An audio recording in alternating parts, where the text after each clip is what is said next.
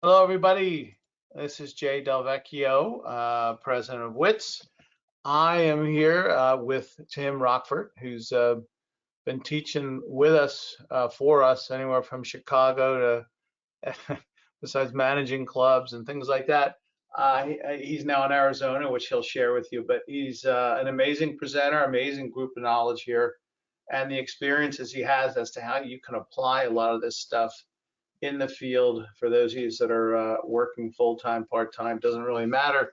This is great stuff. So I'm glad you're here. I want to let you all know that I have unmuted everybody. So if you have a question to ask anytime, hey, we're personal trainers. Just kick on in and unmute yourself at a certain section that he's talking about. Ask him to repeat it or show it or whatever the case may be to help you clarify, because that's what this is all about amongst colleagues, right? So just unmute yourself, ask the question. Tim will do his wondrous, amazing things, and then you can mute again, so that way, in case the dog decides they want to greet everybody, we can keep it a little bit quiet on that end of it, although we all love dogs. So anyway, Tim, it's all yours.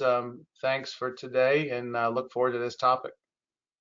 All right, thank you, Jay. I appreciate the opportunity to meet everyone and talk to you about neuromotor training. It's something that I keep learning about it. It's not something that you just learn and then you apply. You continually learn, because every person, every client that you interact with and train is going to have different needs and different ways to improve these aspects of neuromotor training. So I'm excited to talk to all of you about it.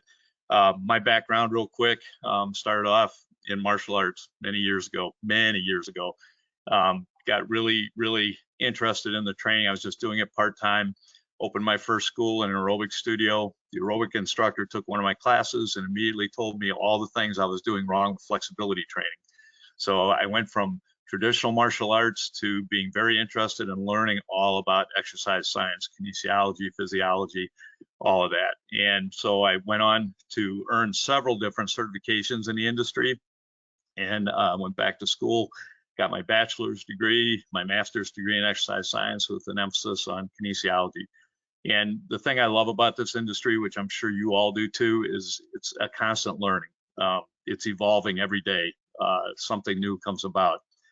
The one thing I will say, though, is that my martial arts training helped me ask more questions about training. We did a lot of work with balance training and coordination, obviously doing several different types of movements. So that really stirred my interest in not just cardio and muscular conditioning training and flexibility training, but all the other aspects of training as well.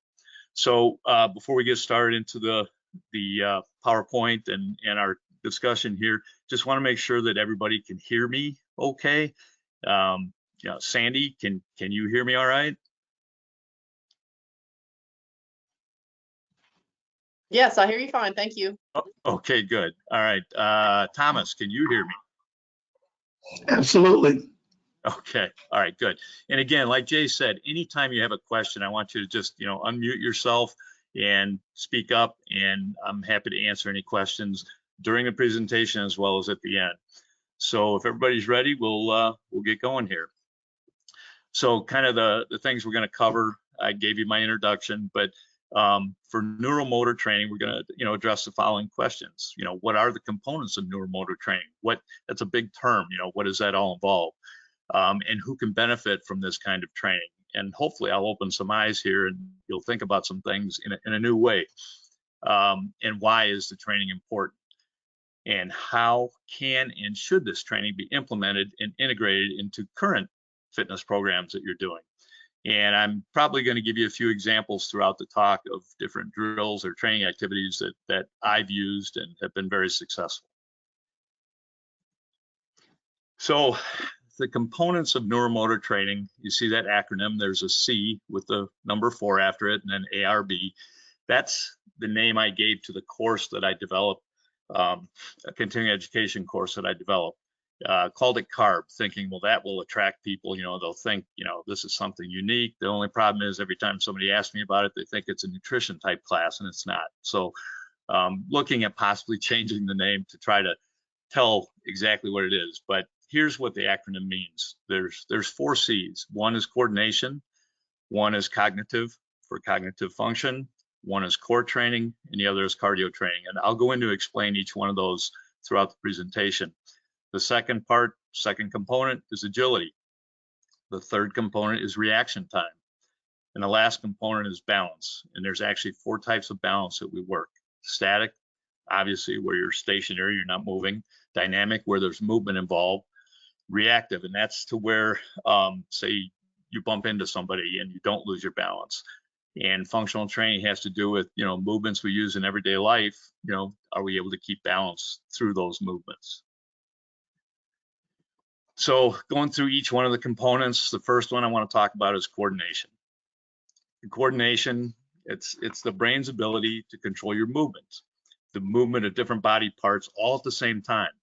So it's the ability to use those different parts of the body together smoothly and efficiently. That's important.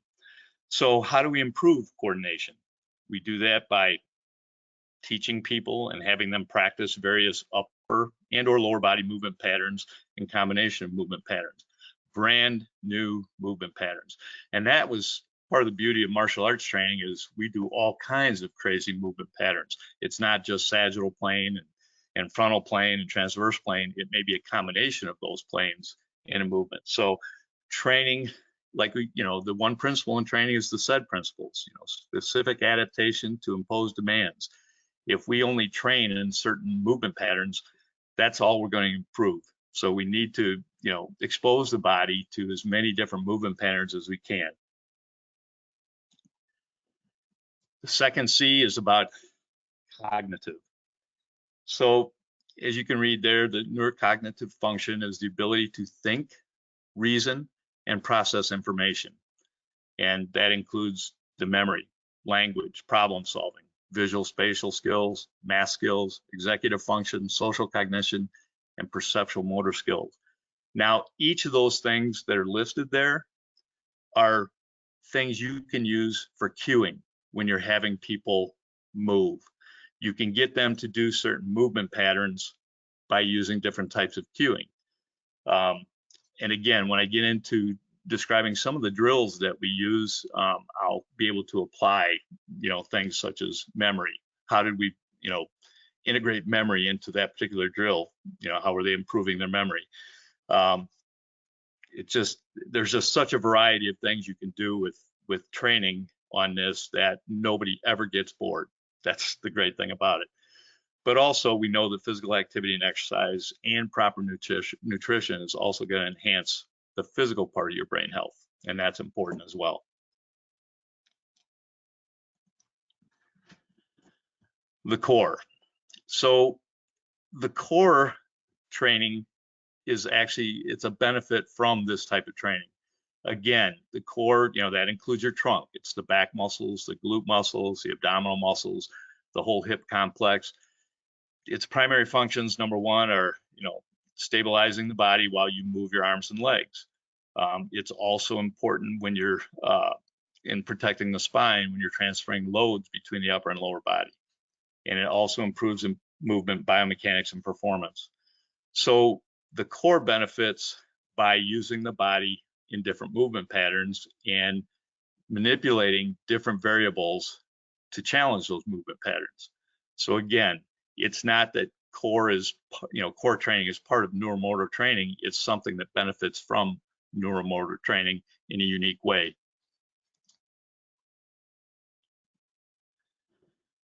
And the last one is cardio. And again, this is something that benefits from neuromotor training. It's not necessarily a component of neuromotor training. As your coordination improves, as your cognitive skills improve, agility, reaction time, balance, as all those things improve, a movement pattern can be challenged by increasing the intensity or increasing the duration of how long that movement pattern is performed.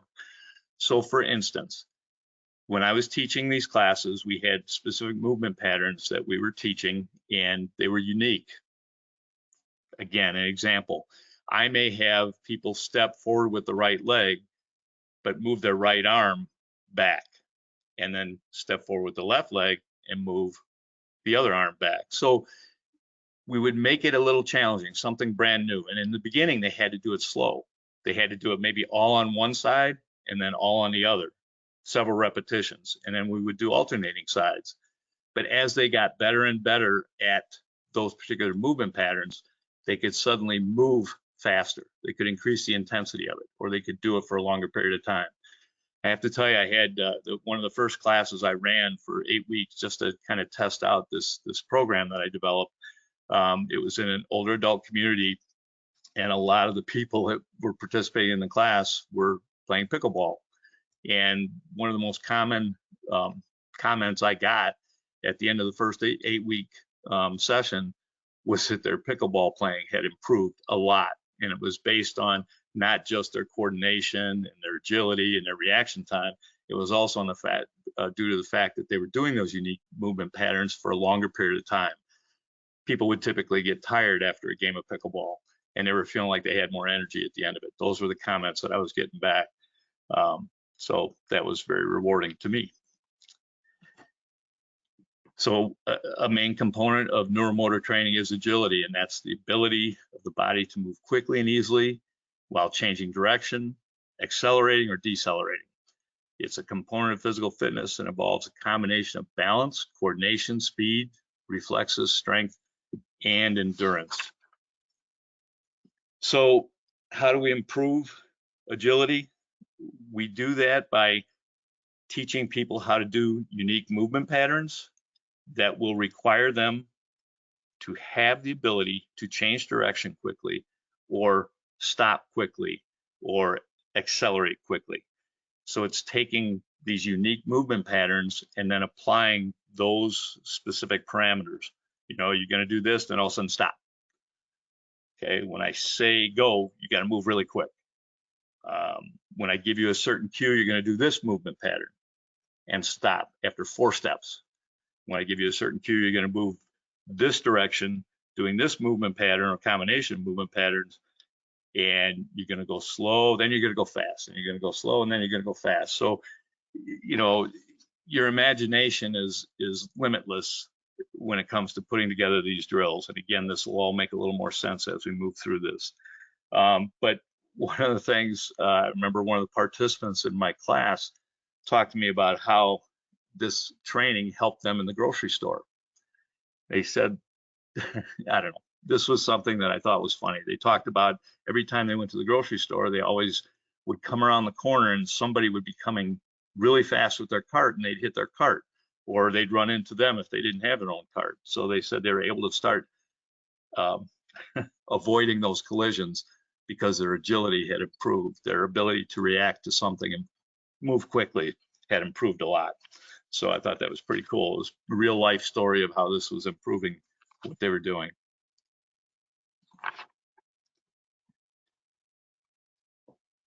Reaction time. You know, this is something that, you know, as we age, obviously a lot of things change in our bodies, and reaction time is one of them. And reaction time is defined as the amount of time it takes for an individual to respond to an external stimulus.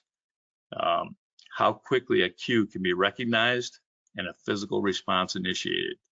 And that's not just important in sports, it's important in everyday life. So again, having fun with it, using different cues to get people to respond by doing specific movements that you assign to them. So again, they may have to remember what physical movement they have to do to a specific cue. And, you know, it turns out it ends up being a game and it's fun, and they don't even realize they're improving their, you know, physical skills related to reaction time because they're having fun. And that's what keeps people interested and motivated to do this training. It's different from the typical cardio classes or the muscle conditioning training that we do with them. So anyway, reaction time, very important. So balance, you know, that's something we always hear about, especially, you know, talking about training older adults. And again, the 4 types of balance: static, you know, your ability to maintain center of gravity within the supporting base while you're standing, sitting, or kneeling. A lot of times when we train balance, we only train from a standing position. But I know in some of my work I've done with older adults, not every older adult's able to stand. They have to sit in, a wheelchair. In some cases, people that do work where it requires kneeling, and maybe they have to maneuver to get under a sink or something like that. Teaching them balance to be able to stay balanced in any body position. Dynamic balance, obviously, that's just the ability to maintain your balance while you're moving. I know this says the ability to maintain an upright position, but you're not always in an upright position. Athletes aren't often in an upright position. I know a couple of weeks ago I was playing pickleball, first time ever, and I was going for the ball and I was running forward and my upper body was leaning forward and I started to lose my balance. My feet weren't moving fast enough to keep up with where my body was going. So I had to adjust quickly, and fortunately I did not do a face plant into the net or into the court. I was able to catch my balance as I was moving, and yeah, so it's not just in an upright position, it's maintaining your balance in any position. And reactive balance, again, that's the ability to compensate and recover from some type of a perturbation while you're standing, walking, or during any movement.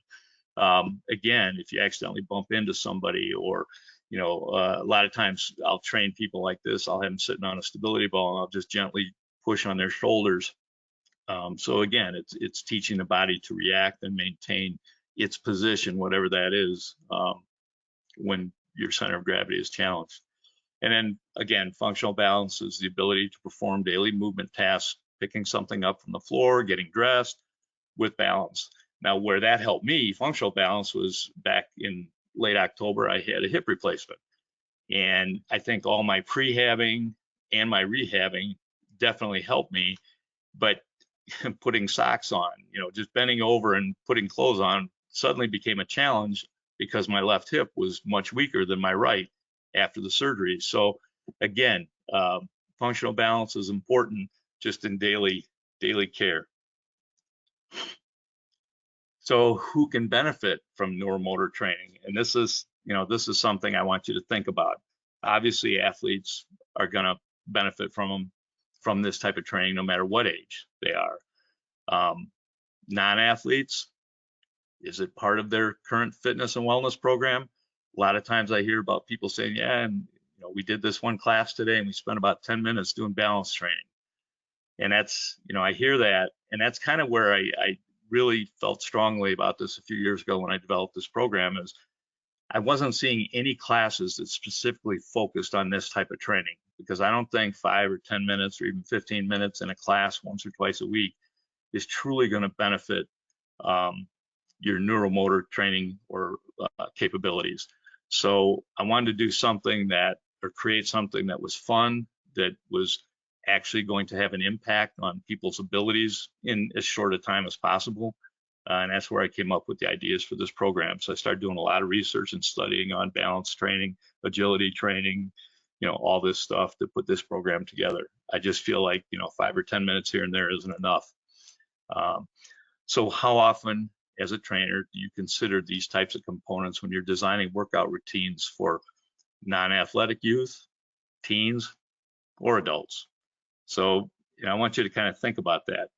Do you do that now? Do you spend a lot of time with it, or is it just something that you put in as part of the quick cool down or even the warm up? And how much can you benefit your clients?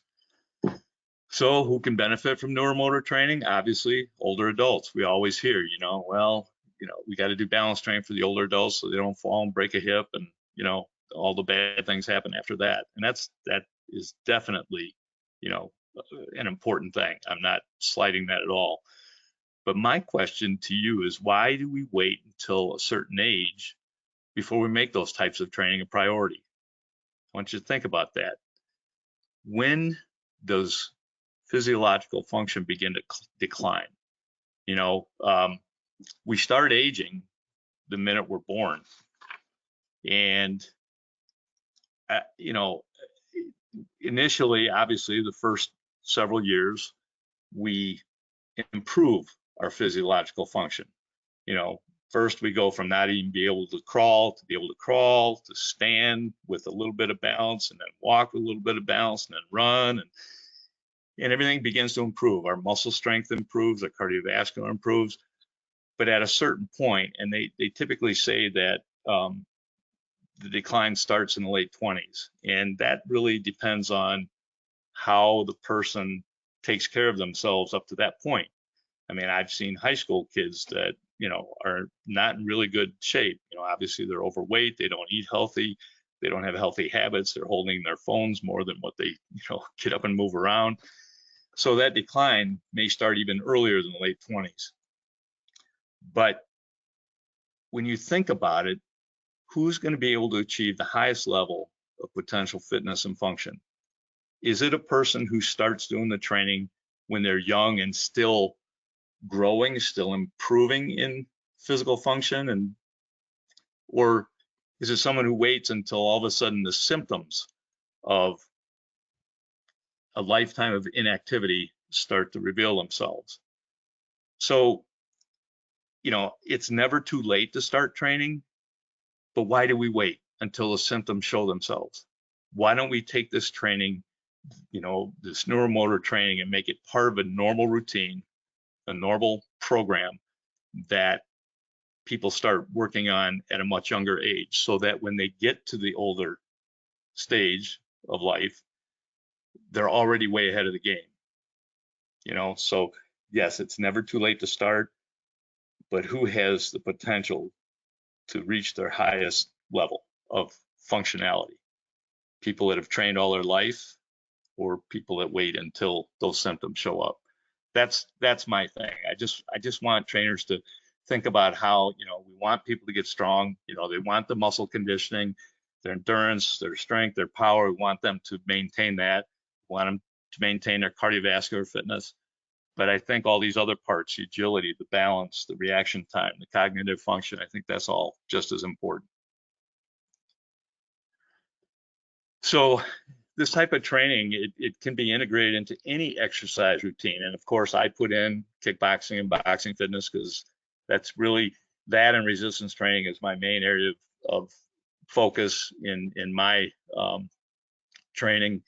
But it can be beneficial for anybody. And I created a program, a fitness program for Parkinson's disease, called it TKOPD. Training knocks out Parkinson's disease. And it was mainly focused on boxing and kickboxing drills. But I took a lot of the drills that maybe we were doing for cardio conditioning, and I slowed them down, simplified them, and integrated some of this neuromotor training, balance, agility, coordination into that. And the people were just, they loved it. It was great. So you can take any type of training regimen that you're doing right now, and you can adapt it, you can modify it to include these components. And, people are doing the same thing, and maybe they like that because they don't like change, but they're getting different benefits from it. So, I'm feeling like everyone should be participating in these types of training protocols. So going into some of the more, obvious benefits of neuromotor training, coordination training, what's that going to do? It's going to help you build more muscle if it's done properly. It's going to increase energy levels. It's going to improve agility and flexibility. And I left out one thing. It also improves mobility. It's going to help people concentrate better, improve their memory, again, all in how you perform the drills. And it's going to stimulate the release of endorphins because they're having fun, I guarantee it.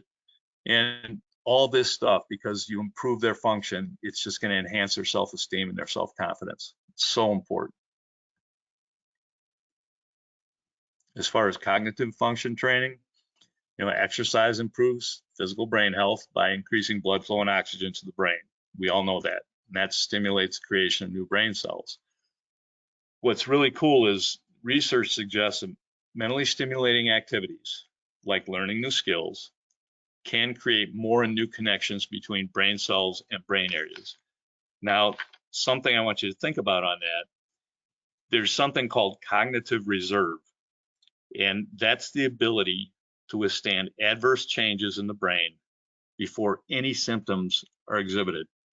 And that's where this type of training comes in. It helps build that cognitive reserve. And there are studies out there showing it. And I want to encourage everyone to start looking up some of the research about these types of training modalities and see how it can improve your clients. And again, no matter what age they are, it can improve their function, and whether it's athletic activities or just everyday living, it can improve their function. Core training, we all know that, every body movement originates from the core, and the core should be trained in all possible movement patterns from a variety of positions while manipulating a variety of variables. So, if we only train the core in movements that are sagittal or frontal plane or transverse plane without changing anything, we're only improving its ability to function in those planes, in those movement patterns. When we start doing multiplanar or multi-angle movements, the body is challenged a little bit more. And that's what some of these drills do. They put the core in different patterns. And, one of the things we always start our drills using no resistance. There's no resistance at all. But what I do is, once people get comfortable with certain movement patterns, I'll start adding loads. I'll have them hold dumbbells, which are gravity dependent, or we might do the movements against elastic bands, which, the angle of pull is a little bit different and the resistance application is a little bit different. Obviously, when you're using elastic and the movement, the lever lengthens, the resistance increases as the lever lengthens. So the direction of the force, I might be taking a step forward, but I may have the elastic actually pulling off to the side. So in other words, the movement's in a sagittal direction, but the application of the resistance, the elastic resistance, is in the frontal plane. So that changes things a little bit, how the core has to react. The cadence of movement. I know, especially for balance training, something that's really thought of as being very, very beneficial, and it is Tai Chi training. And again, that's based on martial arts. I think Tai Chi training is excellent for balance training. The thing is, Tai Chi is based on slow, controlled movements. And what I always challenge is, okay, that's great. We want to work that. We want to have people be able to balance through those slow, controlled movements, but we don't fall in slow motion. When we lose our balance, we don't move in slow motion. So we've got to gradually increase that cadence of that movement so that the body's reacting to the change in your center of gravity more appropriately. So anyway, that's how the core can benefit. And obviously, the strength or the endurance of your core is going to impact your coordination, your agility, your reaction time, and your balance. It totally impacts your ability to move. Cardio training, again, it's not part of the neuromotor, it's a beneficiary of the neuromotor. So coordination, agility, reaction time, and balance are negatively impacted by muscle fatigue. So you get conditioned to do certain movements, your cardio level of cardio is probably pretty high for that particular activity. But the minute you change the activities, you're using the muscles different, and your physiological generation of energy within your body is a little different. It's challenged a little bit more. So by adding all these new movement patterns being done, again, in a progressive manner, is going to improve your overall cardiovascular function and fitness. So again, it's not necessarily a specific component of neuromotor training, it's a beneficiary of neuromotor training.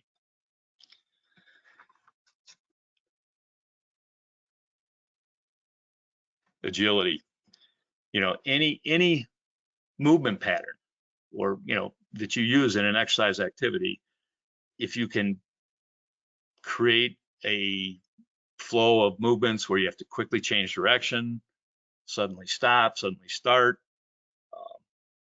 suddenly go faster, suddenly go slower, all that training can help prevent injuries and falls. And obviously that's important in everyday life, but it's also important in athletic endeavors. You're not going to take away falling out of football, but you can take it out of other sports where tackling isn't a part of it. But again, it's going to help everyday life, not just the athletes. So reaction time training, and again, this is something that is so important as we age, because again, our reflexes slow as we age, and there's changes in the nerve fibers that slow the speed of the signals through your nerves.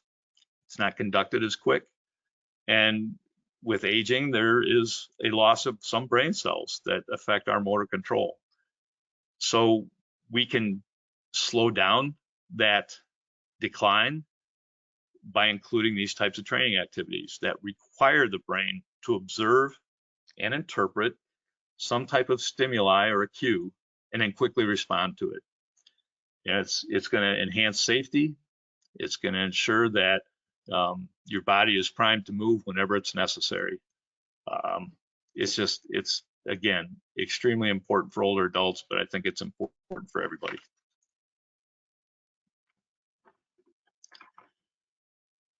So getting to the balance training, obviously, balance training is going to benefit your mobility and stability, your ability to move and ability to maintain, stability. It's going to improve muscle function. The muscles are learning how to fire and hold you into the position that you want to be in, even if it's, static or dynamic. It's going to improve your ability to react. Balance training can improve bone strength as well. There's some research showing there is benefit in bone density through balance training, but it's got to be loaded balance training that will benefit that. And obviously cognitive ability is improved, but overall health and safety, probably the most important reasons for the everyday person to improve their balance and train in it, not just 5 or 10 minutes 2 times a week, but having a couple of training sessions that are longer duration that focus on neuromotor types of training. So how should this training be implemented and integrated into your workouts? When it comes to teaching new movement patterns, obviously the most beneficial way to do it is start simple movement patterns to complex. So as an example, one of the things I started with was just having people stand up straight. And we used, for the regular class, we used kind of like bender balls, just 8 or 9 inch air-filled balls that were filled to different levels of density or I guess stiffness. Because one of the things when I was working with the older adults, if a ball was filled maximally with air, it was hard for them to hold on to the ball. So I thought, well, you know what, we'll take some of the air out, let them work on their grip strength. So they're holding a ball in each hand, and I would have them just start off with just the right arm, moving it sagittally, flexing the shoulder, and then moving it laterally, just abducting the shoulder, and then moving it posteriorly, just hyper extending the shoulder, hyper flexing the shoulder, hyper extending, I'm sorry. So we just do that on one side for several repetitions, and we do it on the other side for several repetitions. And then what I started doing is, okay, we're going to do it now. We're going to take the ball, and I want you to flex your shoulder, your right shoulder for 1 rep, your left shoulder for 1 rep, and just alternate reps. So they do that. And then I'd yell lateral, and they would then take the ball out to the side, right arm, then left arm, right arm, then left arm. And then I would say, to the back. I didn't want to use the word posterior. So they would do it alternating that way. Then we would move to the lower body, give the upper body a little rest. And I'd have them step, same thing, step forward, right leg 10 times, left leg 10 times, to the side, right leg 10 times, left leg 10 times, and then back, making like a V, an upside down V with the step. And then stepping back, I would also have them do a transverse movement at the hip where the front foot would stay pointing forward and the back foot would turn 90 degrees. So they'd step back with the right leg, 10 times. And again, I'm throwing a number out there. It depended on the group. Sometimes we did fewer reps, sometimes we did more. Then they do the left. Well, then what we started doing was combining the arm movement with the leg movement. So I would have them do the step forward with the right leg, and the right arm would go forward. Then we do left leg, left arm forward, and so on. But then we started changing things. Instead of doing it ipsilateral, we did contralateral. So if they were stepping forward with the right leg, they'd have to raise the left arm. If they step forward the left leg, they raise the right arm. So the idea is here, like we're showing, we did single side to alternating sides, upper body or lower body to upper body and lower body. And we do single direction to multiple directions. So the single direction, always stepping forward, always stepping forward. The multiple direction might be right leg steps forward, left leg steps to the side, right leg forward, left to the side. Just practice that, and we'd add the ball. Right leg goes forward, right arm goes forward, left leg goes side, left arm goes side. But then what I would do, once I got comfortable with that, is I'd switch it up where if you step forward with the right leg, I want the right arm to go to the right side. If you step sideways with the left leg, I want the left arm to go forward. So again, we just threw different variations in there and always challenged them. So taking these movement patterns and switching them around, it challenged them. But once they got good at it, once they practiced it enough, then we could pick up the pace, and it became a little bit of a cardio workout with it. So the other thing that we could do is modify the movement patterns. And there's in my course, there's 14 different options, but here's 3 of them. Stride length. So talking about that step forward. When I was working with the Parkinson's people, that step forward might just be a few inches of each step. And they might be holding on to something while they're taking those steps. And the progression would be, eventually they wouldn't hold on to anything. But whoever you're working with, you would start off with a stride length that they're comfortable with. And as they got good at the movement pattern and their form was good, and everything, as you were watching them, their biomechanics were excellent. Now I'd challenge them by asking them to take a bigger step, take a longer step. So if you step out maybe 12, 16 inches versus stepping out 20, 24 inches, your balance is going to be challenged a little bit. So that was one way we could change it. Obviously, I mentioned before changing the load. That was important. So initially, just body weight moving. So, that's all the load that they were experiencing. But eventually I would have them, holding dumbbells or medicine balls, or doing the movements while holding on to elastic bands. Again, just trying to change the stress on the body a little bit. And movement cadence, that's what we were talking about with the Tai Chi. Tai Chi, I love it. I'm not saying it's bad at all. Please don't take that as anything that I'm saying. But Tai Chi, the basis of those movements is slow, controlled, maintain balance. So changing the movement cadence where, it's an explosive movement, or it's a very slow movement, or it's done at a cadence like weight training. We'll do 2-1-2, right?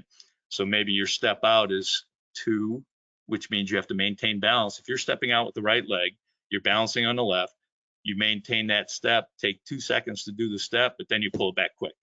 So changing the movement cadence was just another way to change the routine up a little bit and challenge them. And again, you're constantly observing, are they doing this easy? Is it challenging at all to them? If it doesn't seem to be, you want to change something to make it a little tougher for them. Because what's that going to do? That's going to improve their self-esteem, their self-confidence. They're seeing themselves achieve something that maybe they didn't think they could do. It's just all great stuff. I've had a lot of success with this and building drills all the time, trying to get people to give me feedback and input. Some of my participants have even given me ideas for things that we could add into the class, and that I love too. I'll do agility ladder with them as well. It's just a variety of things. So I have integrated this into all my kickboxing classes, all my kickboxing fitness classes, I should say. I use it in my HIIT classes.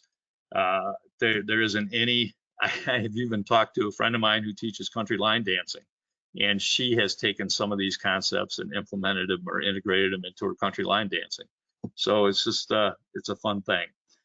So again, I'm sure I hope you have a lot of questions. I want to make sure we have plenty of time to answer any questions that you may have. So I'm here to answer whatever you may have as questions. I've got one from Marta here that put, this is brilliant. I want to know more specific ways to train clients. I work almost exclusively with seniors, some of whom are very disabled. And when you say disabled, Marta, does that, obviously there's a variety of things, but does that mean more wheelchair based in regards to that kind of a disability? That obviously that changes some dynamics of how you approach some suggestions and routines. Wouldn't you say, Tim? Yeah, and I'm glad you brought that up, and that's why I put into the balance training in that sitting, the position of sitting, because I actually one of the jobs I had, I was a senior fitness coordinator for a company called Cimbria, and I was tasked with designing new programs, and so I implemented a kickboxing fitness program for seniors, and we had a class that was specifically for wheelchair bound people. And so again, everything, so I have the course that W.I.T.S carries, it's called CARB. And in that course, there are dozens of different drills that you can do. And all 14 of those modifications are listed in there. And then you can take those drills, look at your specific participant, you know, what their abilities and capabilities are, and you can design your classes to, you know, again, whether you're working specifically on balance, or you're working on agility, believe it or not, people in wheelchair agility is not just lower body, it's upper body too. If you're, you know, in a wheelchair, you may need to have to move your upper body in a certain way to, you know, avoid something or to make something happen.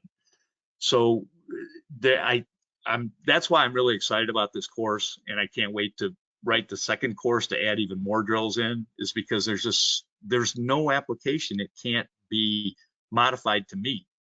So Yeah. hopefully that answers your question. It did, I'm sure, for many. She's mentioning here dementia, poor balance is primarily, she doesn't really have many wheelchair clients, but dementia, poor balance is what she's facing.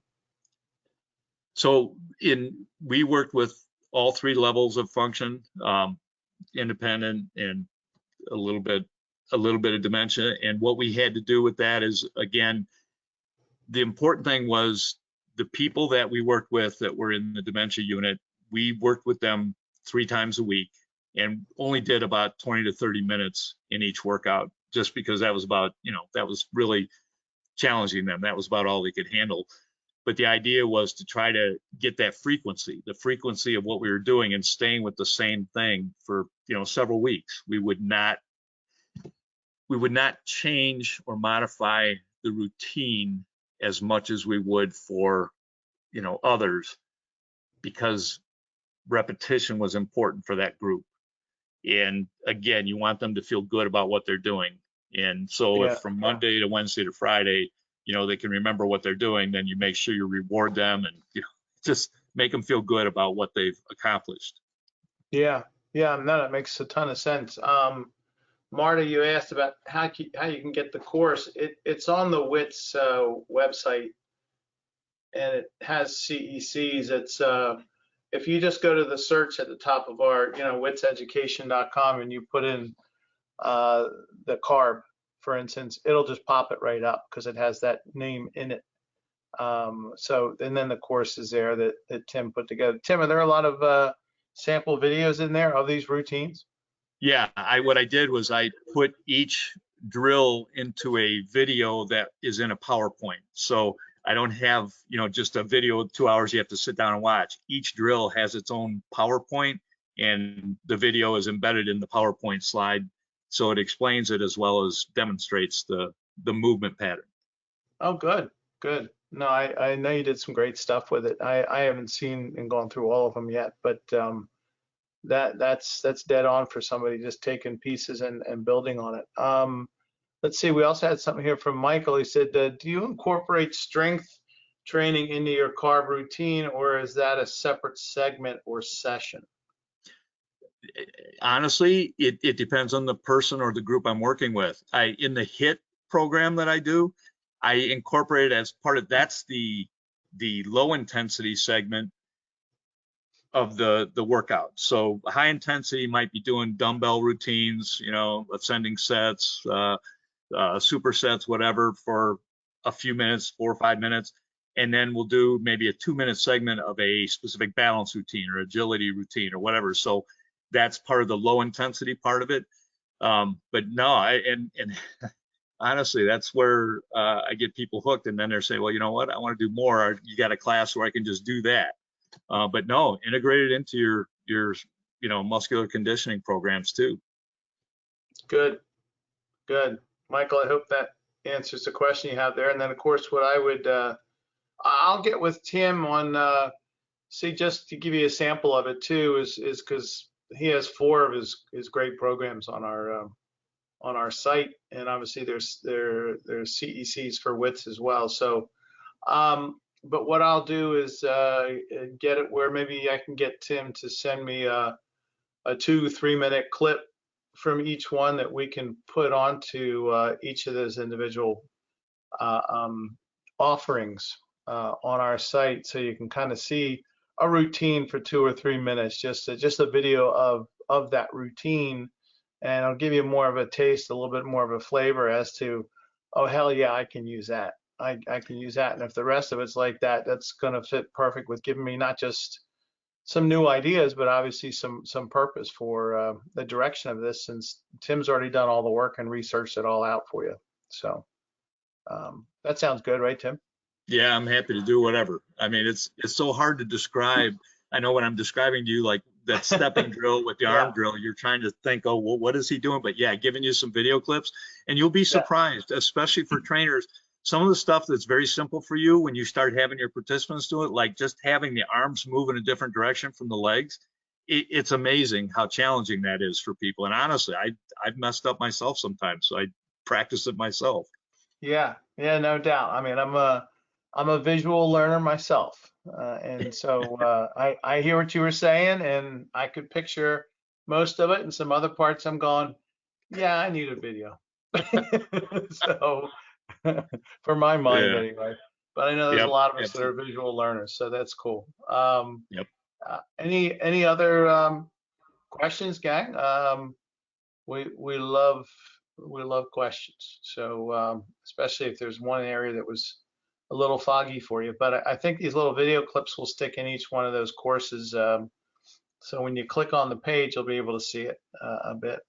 I know Marta said this is very helpful to her, and so yeah, I think we've got everybody is in the mix, is good with what we've got so far. And again, everybody, you'll be getting the recording by this time tomorrow. It always comes 24 hours later. If you don't see it, look in your junk mail. Sometimes that video link, your emails these days with trying to get rid of all that crappy spam that comes flying everybody's ways, they kick it to your junk mail or spam, and it's sitting right there for you to qualify and open yourself instead of some brilliant AI thing. So anybody else have any other questions? I have a comment. How are you, Jay? This is sure. Go ahead.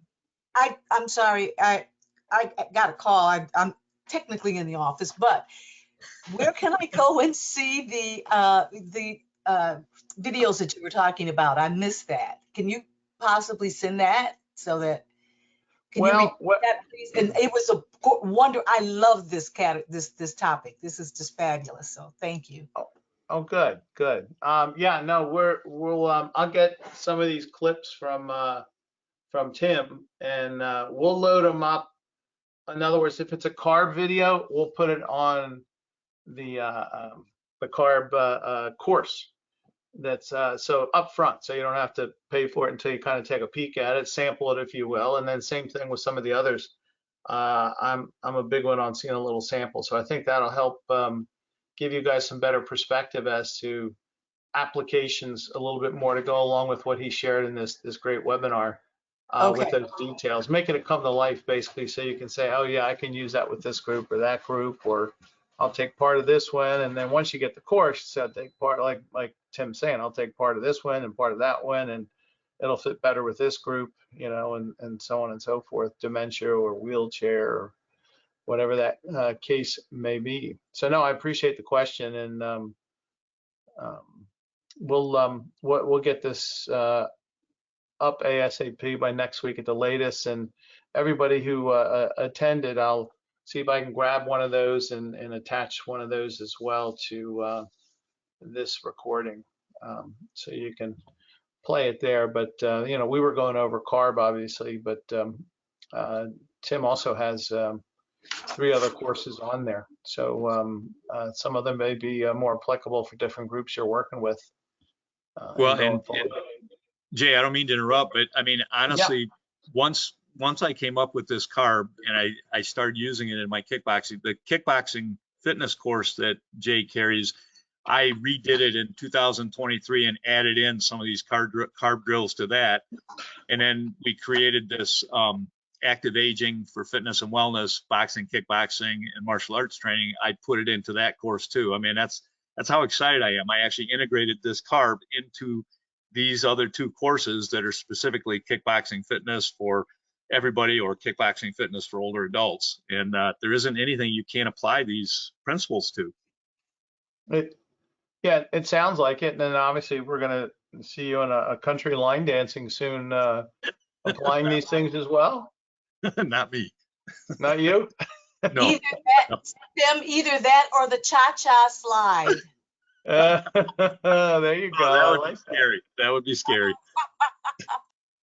that. Jay, All right. Jay, Yes. hi. This is Ann Ellen. When will we be getting the test, the quiz sent to us? The quiz will come with the on Monday. On Monday. Okay. Yeah, the staff, we're Monday through Thursday, as many of you know, and so once the staff cuts out of here, they have the quizzes. So they'll be sending this over Monday, and you have 30 days from that Monday to, you know, go through it, answer it, get it back to us, and obviously grab that CEC for those that are either option 2 or 3 or had purchased it. But again, all these webinars with the new setup since November 1st, all the webinars are still free. All the information is still there. Whether you get the CEC is just depends on the new structure that we set up with the Certification Council. So Thank you very much, Jay. I appreciate it. you're very welcome.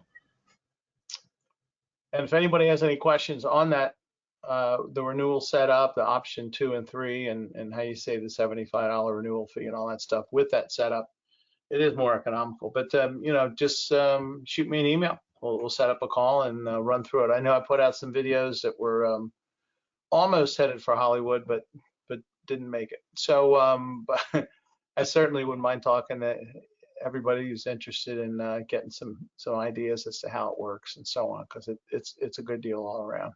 So, but anyway, thanks for the question. And anybody else have any thoughts? Nope. Okay. Well, we have another webinar on the 27th. So if you haven't signed up for that one yet, please do.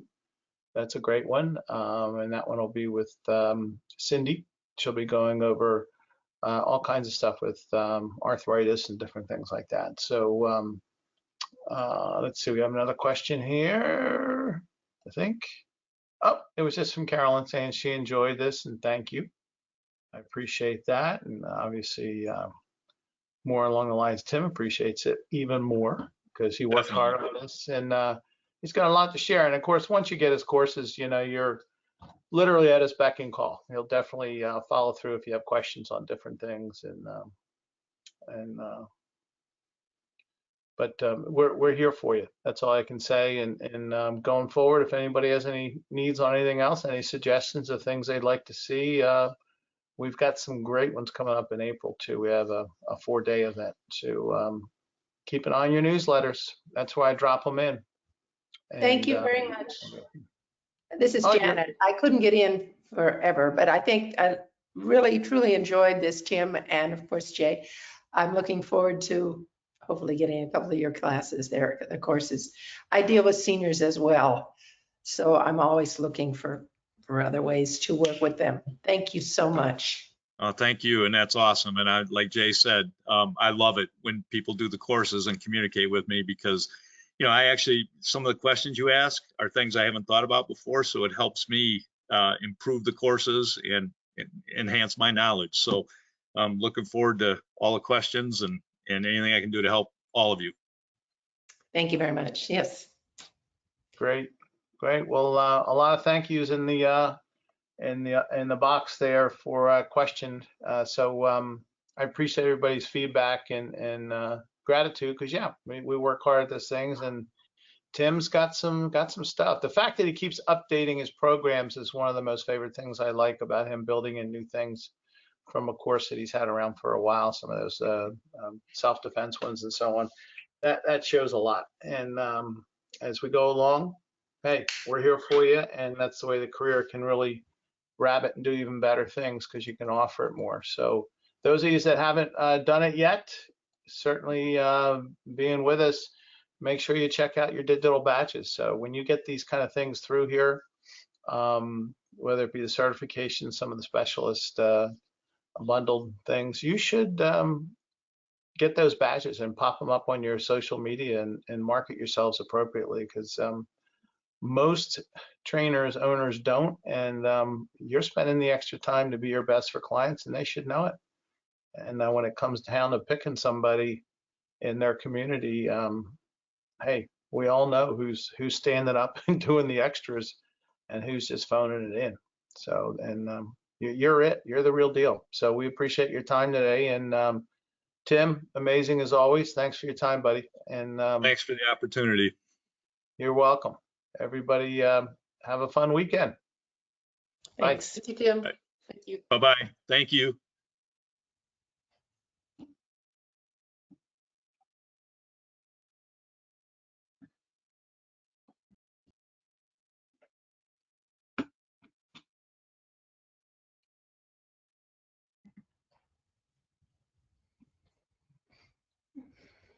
Okay.